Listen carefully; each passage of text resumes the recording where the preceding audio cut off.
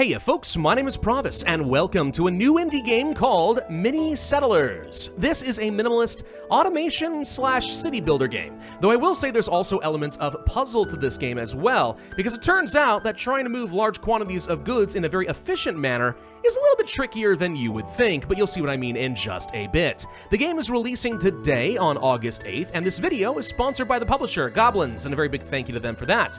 The game will have a 10% discount during launch week, so if you guys want to find out more, there will be a link in the description down below, and I would encourage you to click on that. Without any further ado, let's go ahead and start up a new map, and I'm going to show you how this game works. So welcome to our island. Seems simple enough, right? We have a bunch of different resources we can extract, like some stone, some coal, we have some wood, we have some iron and stuff like that as well. The goal is to extract these resources and refine them in order to accomplish some sort of a goal. In this case, we want to get the population of the island up to 1,500, which is actually pretty tall. So if we can get to 3,000, hey, even better. We also have a bonus goal of constructing a monument within 1.5 hours of playing the game. That is down over here, and it has a bunch of different resources that need to be produced. If we can do that, though, we are going to be able to accomplish that. So first thing I want to do is start gathering up a few basic resources. If we go down to the bottom right, we can see we have a lot of different building categories we can choose from, most of which are going to be locked behind the population of your island. If you want to get some of the more efficient methods of getting some water, for example, you need to have a population of, in this case, 450, and so on. So what we're going to be doing is trying to build up a population to get access to the best possible buildings, but that population has needs. They need to be provided with water, food, and so on. And if we can't do that, well, it's going to be a problem, and the game gets more and more complicated the taller and taller you build. Let's start with the basics, though. Water wells cost me nothing to build, so I'm going to go ahead and place some of these down. So we have water wells. Once I unpause the game, it will start to build itself, and then it'll produce water passively. With that water, we can do a few things. I can start growing some food at an apple farm, for example. So if I were to place some of these farms over here, you can see the radius where I will be able to start planting down some food. We'll go ahead and do this in a couple of places. And then with that food, I can start sustaining work efforts, manual labor, like let's say chopping down some trees at a lumber camp.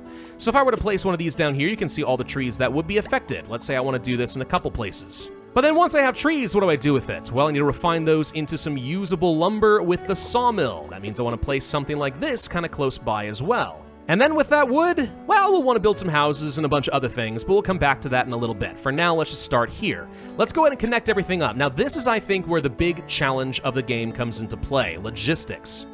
Every road segment that we build, if I were to do something like this, and this is the maximum length we can get, what you'll see is there is one person who works this road. So any water produced here can get picked up and dropped off over here. And then if I were to build up another road, like let's say something here, we'll have another person who picks up the water, brings it over here, gets the food, brings it back over here, and so on. Now this gets complicated when you have a whole bunch of these roads. And you can imagine if you have too many goods flowing through one segment of road, a lot of stuff gets lost and jammed up. And that's the real trick of the game. The more population you have, the more you need to be able to sustain it. And if you find yourself getting stuck, well, then you're not going to be able to grow your population, and it requires a fair bit of planning and thought. But let's do something kind of like this to start. So water becomes food, gets transported down here, becomes wood, becomes sawmills. Cool.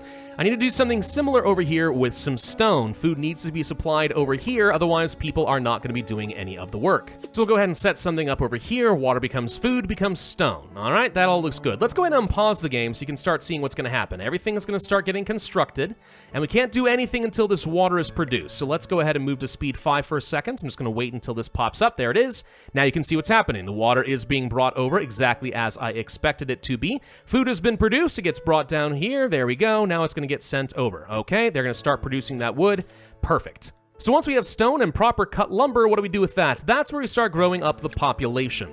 The first thing you'll want to do is place down a city center. Maybe we'll try placing it right down over here, close to a source of water. And then once you have a city center, you can see a radius around this where you can start placing down some of the housing. The housing does expand the radius as you build it out, but you can only build 10 houses around each of your city centers. Still, let's go ahead and set something up like this. Now, one thing I gotta be concerned about already, I can tell you, if I have one entry point to deliver resources, this is gonna be a very big hotspot for a lot of resources being transported around, and they got a bit of a distance to go. So already I'm not loving the placement of my roads, but we'll go with it because I want you to see how this is gonna work.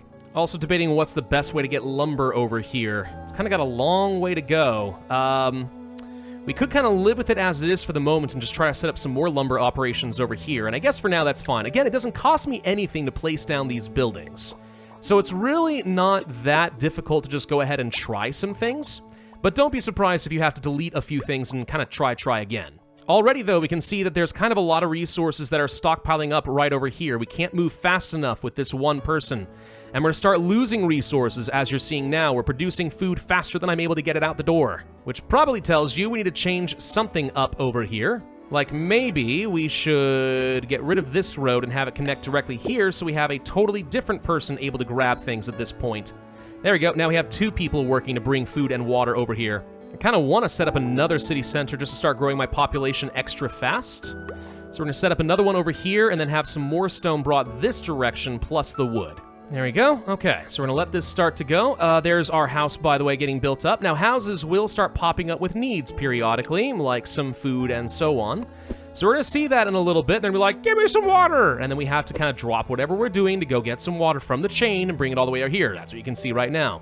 Which means not only are we now bringing over lumber, stone, and so on, we also have to worry about getting the dang water over here, and we're starting to run into some more problems. Now, this is where I think if you're clever, you're probably going to start making use of filtration posts.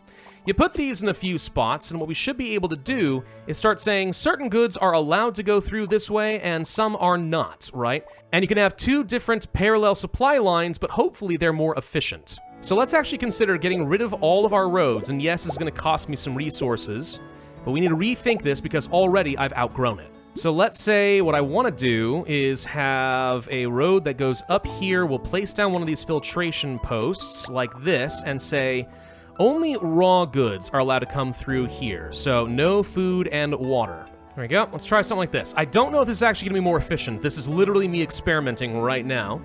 But now only food and water can go this way to supply the housing, and it can go this way to supply everything else. And we're going to start seeing if this actually works. This area could be high traffic. We will pay attention to it. So far, actually, this seems to be working kind of a little bit better. Good. So let's see how things are going as far as delivering the water and stuff up here. It's actually going relatively quickly. Every time you meet the needs for these houses, the population starts to go up.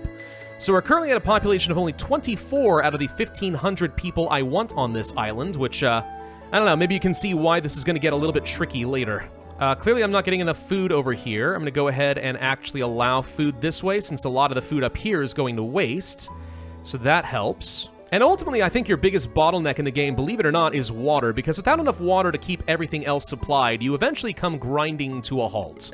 But so far, so good. All right, we have hit our settlement goal of 100 people. This unlocks a few new, very important things. First off, we have storage. So now we can actually just start storing excess things, especially water.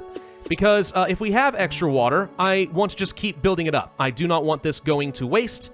We always need as much of a buffer of water as possible. We also got access to new things we can do as far as producing tools, which is now something your houses are going to start demanding. And this requires that same stone and lumber, but now being turned into something totally new. Also, we can make furniture, which takes tools and then unprocessed trees in order to manufacture. But here's the real big benefit. Now we also have something called a highway. Highways are your lifesaver. These things are like your regular roads, but they can transport a lot of extra goods much faster than your individuals can. So for long stretches of road like this, I could actually go ahead and replace this. So this will now be a much faster route to get things around. Good. Unfortunately, your highways cannot just replace everything. You can't have a highway go across all these buildings to drop off resources, for example. That's where you need to have the smaller roads. It can only connect to the endpoint of a regular road. Still, it does mean that it's a little bit easier if you do want to go, let's say, a little bit further away from all your other processing facilities and build, I guess, I don't know, how about some stuff out over here and then highway the resources over, manufacture it, and then quickly highway it somewhere else. This lets you build out a little bit more spread out. In fact, it probably means I want to go ahead and rework my entire road network, which I know gets a little bit painful having to redo this all the time, but I do think that it's worth it. You have to constantly reevaluate your roads, and it doesn't cost you anything. I think this is especially important whenever you have resources like stone, for example, which can only be harvested in one area, and I need this to go to a lot of places. So good use of highways here is especially important. Alternatively, if you're really smart, maybe you could have like one big like logistics area where you have all the different resources stowed and then distribute it from there, but I think that'd be kind of hard for me to pull off. So let's think about where I want to get tools and stuff. If I can get some lumber produced and brought over, let's see, we can get the stone around here. We could set up a couple of workshops, let's say, in this general area. So let's try something like this. You can already see it's a little bit cleaner than it was before. We've already spent a full 30 minutes. Am I going to be able to get to this monument in the next hour? Even when you're paused, the timer goes by. So you have to kind of move fast here. Let's make sure we have this set to tool storage, this one to furniture storage. There we go. Let's see, I'm a little concerned that we're starting to run into a couple small areas, but my storage yards are filling up pretty quickly. You can see we are dropping off the materials. We're going to start manufacturing the stuff. I got plenty of tools already. It is actually going to be the furniture that's getting a little bit troublesome. That's partly because I'm filling up things like my sawmill stacks, though, so now trees should be able to start getting distributed over here. That said, this is also a little on the slow side. Maybe what I can do is set up another quick little point here, and then highway the trees directly over to here. Hang on, we've also got to 225 population. That means I have access to even more stuff. Hold on, I'm not done with this. There we go. Now some trees are going to be delivered a little bit more succinctly. That'll be helpful. Plenty of stone to go around, but it seems like the water and the food, again, that are going to be the hardest to get along. So let's take a look at some of the new stuff that I've got access to. We can start getting a carpenter workshop set up. That's going to take the tools that I've got, plus some lumber, and start turning that into some better planks. Let's give this one a go. We also should have some stone refining as well, right? Where is that? Over here? There it is. Some stone blockers, again with the tools, but also with some stone. Now the good thing is I've kind of already set this up in a way where I have a lot of stone and lumber able to flow through here, plus some tools nearby. So this wouldn't be too difficult to start setting up. So with a few more highways to speed things along, now the tools are getting delivered very rapidly. There we go. This one worker's going to have a lot to do, but it's fine. Now with these extra resources, I believe we'll be able to start upgrading some housing too. You can see that here. Get some of these planks, get some of the special stone, boom, make it a level 2 house. I assume that means it has a lot of extra population. But right now, we're not done in getting all the population we can out of the city center. I need to supply more furniture quickly. But I can see that we actually do already have the stuff I was looking for. Perfect. Do we want to start delivering this directly to the monuments? Yeah, we could do that, but I don't even have the ability to make sofas yet. What do we need for population for that? 1,200! Oh my gosh! All right. So getting the monument up and running is not really a high priority this second. It'd be far better to start upgrading houses. But that's where all the extra furniture comes into play. So not much I can do there for the moment. Let's just go ahead and start storing all this extra stuff. And look at all the different resources we can worry about. It started off showing me only tier 1 resources. Now we actually can see a couple extras. Yeah, this game does get more and more complex, like I said. What else do we have access to? Well, we could get some juice makers. Take the apple and the planks, get juice. No one's asking for juice right now, so I don't think I see the point. One thing I don't like is that furniture is being sent down here. This is already a major hub of transportation. We're going to put a filtration here and basically say, no, furniture cannot go through this node. Make sure it goes over here to the highways to get delivered instead. Now, a good rule of thumb here is the population's still going up. Not really. It's, a little bit. I'm watching a few places, though, like with this water, starting to run into problems. All right, so we are starting to have issues. Not a bad idea to just go ahead and connect this up at this point. Why not? We've got a whole bunch of water here we're not currently using. And actually, I think I'm starting to run a little low on food, too.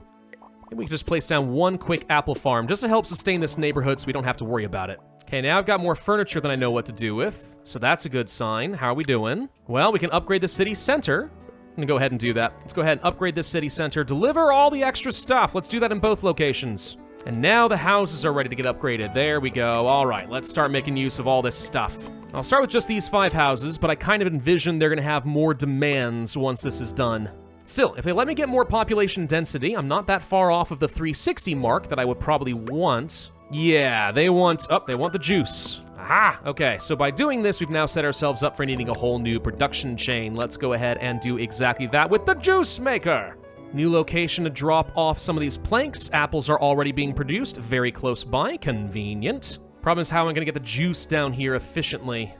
We could probably hook up another highway path down here, actually. There we go. First round of apple juice being delivered. There we go. Population will start to grow. We're also going to have 3 more things they're going to start requesting soon. The target population right now is 450, and I have enough capacity to get to that point. Now, I wish there were like some bridges or something, ways I could just kind of hook some logistics paths over others without interrupting them. For example, it would be nice to be able to deliver some juice down over here, right? Just not worry about going through this busy road. Instead, just kind of hook the highway down along this way. And if I were to rework these routes entirely, maybe I could do something like that. There's my goal. All right, new things unlocked. A lot of new things unlocked. Hello. All right. So this is where I can start getting some serious water production, which would be nice, but I have to get my food production better first. Wheat farms take water. And then bakeries, which is going to take some coal and so on. But I do have access to coal, so this seems okay. Takes food, like everything else. It's fine, no biggie. Or, alternatively, I could get a charcoal maker. Take some food and then some of the lumber. Yeah, that could be a thing. Not too worried about that, though. Let's instead try to get some wheat up and running. Where do I seem to have an excess of water? We've got a pretty hefty amount over here. And a little bit of room to grow. Maybe I can make something work here. I'm willing to try, though I am nervous about accidentally making this a little bit too busy. So with this wheat, IV wed. No, sorry. Let's try to place some of this over here. We can actually get the coal directly over here, which would be convenient. But then I want to make sure we have a fast method of getting it out and onto my highway system. So something like this. There we go. Now we're starting to produce. However, we're having problems here because now I'm spending so much time transporting a lot of these goods, this isn't doing me anything. All right, forget this. We'll just place the wheat storage over here where it makes a little bit more sense. So with that bread, do I want to get the water pump up and running? So this seems to be a much bigger version of the water production system. That's pretty good. Alternatively, I could just use the charcoal and say, I just want to get some seawater. That could be fine, actually. Actually, kind of like the idea of using seawater to hopefully just solve a lot of my immediate local problems. That way I have all the water I need being produced here, and the rest can be saved for industry. That said, though, I mean, really, before I start spending my bread on anything else, people are demanding bread at the Tier 2 houses.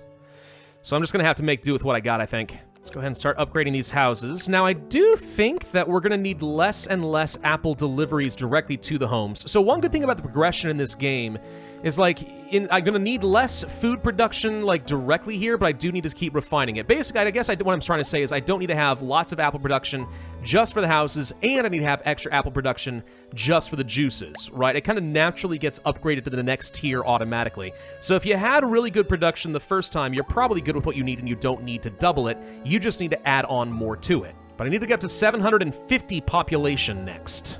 That is a tough sell. Okay, so far so good. Looks like we are able to deliver a lot of the food that I was looking for.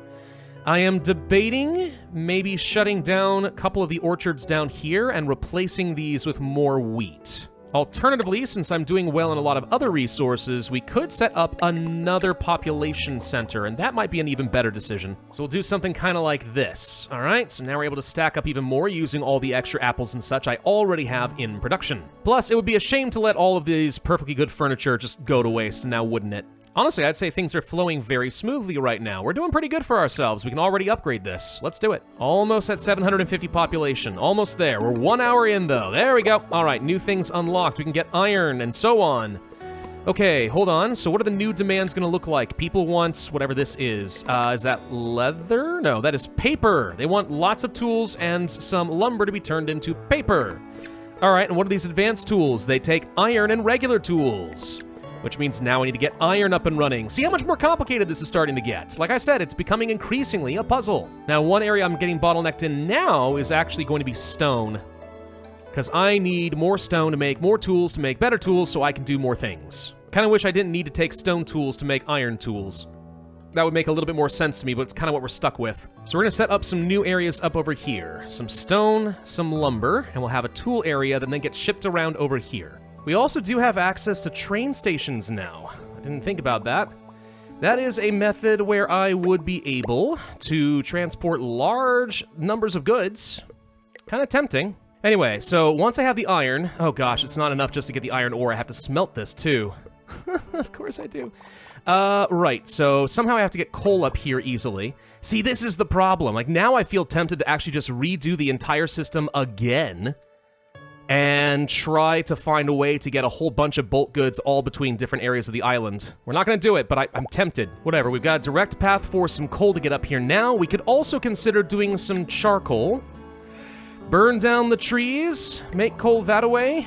'Tis an option. 'Tis actually not even a bad option.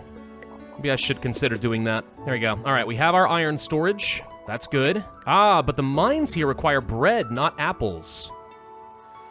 Oh, I didn't know that. That is unfortunate. Well, either way, let's go ahead and start getting some additional tools. So we have tools being produced up here, and then we can go ahead and basically start placing this down. I need an empty space to work with. For now, let's do this, and this will connect directly to the highway network. With these upgraded tools, what do? Well, we wanted to get the paper, right? So I need to get more lumber and these tools in one place. Okay, there we go. Now we're making paper. Paper gets delivered to these houses when they demand it, hopefully. What am I trying to get to again? I need to get up to 1,200. I'm on track right now to get up to 1,200 population, but I got 12 minutes to do it, so I can try to build up this monument. That is not a lot of time. I can start looking ahead to what I think I'm gonna need, though. So I know that I'm gonna need to get some cows, and then I'm gonna take those cows and turn that into leather, and then the leather is going to be turned into this furniture, which does require the furniture I've already got, so maybe we can find a way to make use of this again. But it does mean I probably need more wheat, so let's plan on setting up a big new farm of this. What are we missing right now? I've got plenty of tools, they're just not being transported up here fast enough. We've got enough juice to go around, that's all fine. Water's fine, lumber's fine, stone's fine, coal seems fine. So what is currently bottlenecking me? I think it's just having enough of these, tool factories. And then, yeah, I'm still trying to get more paper produced. All right, maybe we just go for one extra round of paper. Look, I'm trying really hard to make this fast here. Let's go ahead and upgrade all of these houses. We have the materials to spare. And yeah, they're gonna demand more stuff, but I have enough stuff. We've got bread, we've got everything. And maybe I can help if I set up some extra bypass highways to quickly deliver things like the wheat and the bread over here. I don't know, I'm trying anything I can think of here to speed this up. Come on, we're 100 population off. I need a faster method of delivering bread. Maybe I can set up a bypass route through here to the highway. That might be a little bit faster. And there we go. All right, 1,200. We actually do have access to the cows. This is getting a little bit frantic all of a sudden, but we're gonna make it work. Cattle? I don't want to connect it directly to all of this, but what we can do is the wheat will get delivered over here, and then we hook this all up by road, then highway this up to here, so at least it's connected to the main network, which is a little faster. Not by a lot, mind you, this is one of the worst paths I could possibly take, but it's something that will work, and at least we can start getting this up and running. Then I need to get the leather up and running. Okay, that can go up over here somewhere.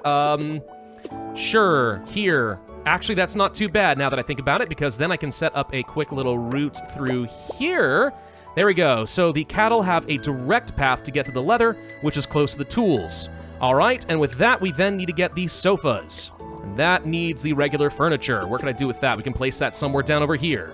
Island settled successfully. Good. All right, we got to 1,500 population. That's phenomenal. Now it's a question of, can I get the monument built in the next 15 minutes? Come on, here we go. Come on, come on, come on. Furniture, furniture. Don't give it to these people. I don't care what they want. Get it here. This is the priority. I'm literally watching myself deliver leather and furniture as fast as I can. I've only got 13 minutes to make a lot of furniture. I've only got 2 delivered because all these stupid houses think they're more important, and they're not. What if I do something crazy? What if I delete a lot of these houses? That is crazy, but I'm gonna do it. I don't know if this deletes my ability to have enough population, but or rather, work the facilities if I don't have enough population. I assume it doesn't work that way, so I'm gonna go back down to some tier 1 houses. Why? Because they'll stop demanding my needed furniture. It's mine, not yours. And it looks like the buildings are still working, so I'm gonna assume that this is fine. Okay, we're starting to deliver now. Sure, I just threw like 500 people out of their homes. What of it? There we go. Now we're cooking. Now we're cooking. I think we've got it. Hopefully, though, this is giving you a good idea of how this game is going to work and exactly why it can be challenging. And there's probably some really good strategies you could employ, right? Making good use of highways along central areas and just having like 3 or 4 lines and controlling what they can carry versus building everything in clusters all connected to railroad networks, blah, blah, blah. But you have to play around the map. And the terrain is just awkwardly shaped enough. You're not going to be able to do things exactly the way you want to, but that's kind of the fun and the challenge of the game. Still, this has already gone way better than some of my test games leading up into this, so far I think this strategy is kind of working. It's a game about logistics more than anything else, and logistics are not easy. And I think that kind of goes to show that minimalist games does not mean casual minimalist effort, especially since I've had to be kind of frantic to find a way to actually meet the challenges. Like, the challenges are pretty well balanced, so you actually may have to stretch yourself just a little bit. You may have thought an hour and a half was more than enough time. Turns out it is not, right? So yeah, minimalist, not necessarily easy, certainly still engaging, and I think that's a pretty awesome sweet spot for the developers to find. Come on, just 9 more furniture in the next 8 minutes. We've got that. And that is the monument. Woo! Okay, so now my goal would be to get up to 3,000 population, which is certainly still a challenge, but now that I'm not sucking all my resources dry in the monument, it gets a lot easier. We can re-upgrade all this. I'm not going to go through this entire thing here in this video. Mostly, I just kind of wanted to show you how it works, but now we can be a bit leisurely. At this point, all that is left is figuring out how to efficiently deliver enough goods to all of these people. So that is my map. Now let's go ahead and jump back into the main menu, because I want to see just how many maps we have to work with. So a few going all the way down here. Looks like there's some more content that is coming out soon. So for right now, this is kind of an early access game, a few things to do. But every one of these islands does have some different challenges. You can just stop at 1 star, but let's be honest, you want to go beyond that. Reach a high native population, right, so we have to feed a bunch of extra people, construct a bunch of monuments. How much population can I really get to? 8,000 population in under 2 hours. Monuments under 3, right? Wow. So yeah, that's a lot to do. 18,000 population is the goal here? Holy crud, that's a lot. But if I jump into that, just how big of a map do I have to work with? Oh, pretty darn big.